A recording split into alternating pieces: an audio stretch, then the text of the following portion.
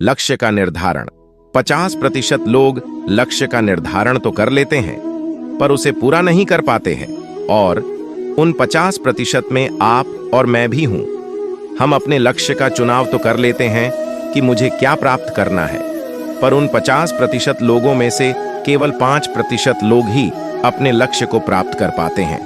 ऐसा इसलिए होता है कि जैसे ही हम अपने लक्ष्य प्राप्ति की ओर कदम बढ़ाते हैं, तभी ही कोई न कोई समस्या उत्पन्न हो जाती है और हम हार मान जाते हैं। मैं भी कई लक्ष्य का निर्धारण करता हूँ, जैसे कि रात को 2 विषय का रिवीजन करूंगा, पर जब पढ़ने बैठता हूँ तो आधे घंटे में ही मन उबने लगता है और मैं लक्ष्य से वंचित रह जाता हूँ और वह लक्ष्य बीच में ही अधूरा रह जाता है।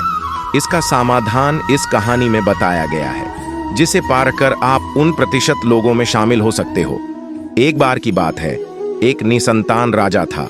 समय के साथ वह बूढ़ा हो चुका था और उसे राज्य के लिए एक योग्य उत्तराधिकारी की चिंता सताने लगी थी। योग्य उत्तराधिकारी की खोज के लिए राजा ने पूरे राज्य में ढिंढोरा पिटवाया कि अमुक दिन शाम को जो मुझसे मिलने आएगा उसे मैं अपने राज्य का एक हिस्सा दूंगा। राजा के इस निर्णय से राज्य के प्रधानमंत्री ने रोष जताते हुए राजा से कहा, महाराज, आपसे मिलने तो बहुत से लोग आएंगे और यदि सभी को उनका भाग देंगे तो राज्य के टुकड़े टुकड़े हो जाएंगे। ऐसा अव्यावहारिक काम न करें। राजा ने प्रधानमंत्री को आश्वस्त करते हुए कहा, प्रधानमंत्री जी, आप चिंता न करें, देखते रहें क्या होता है। निश्चित दिन जब सबको मिलना था, राजमहल के बगीचे में राजा ने एक विशाल मेले का आयोजन किया। मेले में नाच गाने और शराब की महफिल जमी थी। खाने के लिए अनेक स्वादिष्ट पदार्थ थे।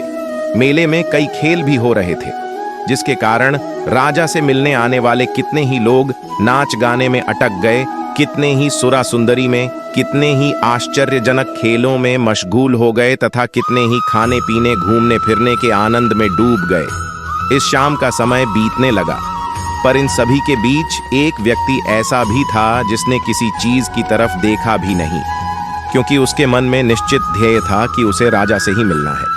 इसलिए वह बगीचा पार करके सीधे राजमहल के दरवाजे पर पहुंच गया, पर वहां खुली तलवार लेकर 2 चौकीदार खड़े थे। उन्होंने उसे रोका, पर वह रुकने वाला कहां था।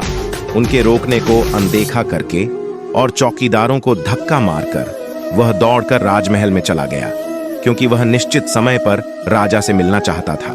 अब जैसे ही वह अंदर पहुंचा, राजा उसे सामने ही मिल गए और राजा ने कहा, मेरे राज्य में कोई व्यक्ति तो ऐसा मिला जो किसी प्रलोभन में फंसे बिना अपने ध्येय तक पहुंच सका।